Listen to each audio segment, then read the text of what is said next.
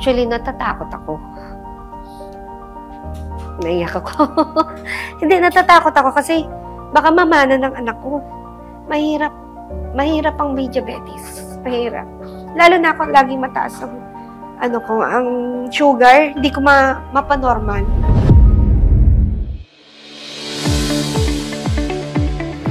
I'm Sheila Eluna, age 53, taga Gentry, Cavite.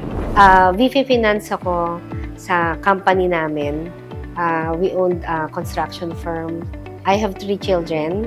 Yung lifestyle namin kasi, ang problema namin, late kaming kumain. Kasi late kaming matulog. Late akong magising. Alis kami sa Cavite mga 8 to 9. Man ako sa father ko yung diabetes. Iba yung pakiramdam ko. So, nagpa-check ako. Nung time na yon, medyo diabetic na rin pala ako. 15 years ago. So, since then, una mga meds lang muna yung iniinom ko. Parang magte-10 years na akong insulin dependent. Nagtutusok na ako sa tiyan ng pen ng insulin. Itong last year, October 12, biglang iba yung pakiramdam ko, nangingimi ulo ko, nagpapalpitate yung heart ko. Tapos at the same time, yung mga fingers ko parang namamanhead. Sabi ko sa anak ko, i-sugar mo ko, o kaya i-BP mo ko kasi minsan nagaano din yung BP ko o blood pressure ko. Yun, nakuhanan ako ng 339. So lahat sa family nagpanik kasi first time kong nag-539, ang pinaka ko is 389 yata, o 390 yung sobrang taas ko na. Yung 539 sinabi ng doktor ko, rush mo na sa hospital, baka may maapektuhang organs ko. The following day, kuha ulit, 500 plus pa rin. Sabi ng doktor, kailangan na siyang ma-confine. Actually, natatakot ako. Naiyak ako. Hindi, natatakot ako kasi baka mamana ng anak ko. Mahirap ang may diabetes. Mahirap. Lalo na ako laging mataas ang sugar, hindi ko mapanormal. Yun yung kinatatakot ko na ma-adapt nila. Kasi ako na-adapt ko dahil sa parents sa father ko. Yun na natatakot naman ako na ma-adapt ng mga anak ko. Actually, ayoko nang mag-take kasi ayoko na madagdagan ng mga iinumin. Pag na-pressure ako, shoot up kagad ang sugar ko Isa yun sa nagiging, sa stress.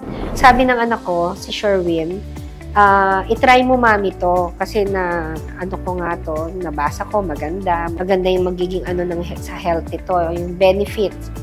Itry ko daw yung JC Barley. Sabi ko ayoko na nga ng supplement kasi ayoko na nga ng additional na i-intake para sa mga sakit-sakit o whatever. Mami, inumin mo to, please. Pagbigyan mo ako, kung mahal mo ako, inumin mo to, sabi niya sa akin. So, tinry ko. Nagitla ako actually sa lasa kasi nakatry na ako before ng ibang barley. Ang natry ko is parang mapait na hindi siya masarap inumin. Pero tong barley na to, parang juice.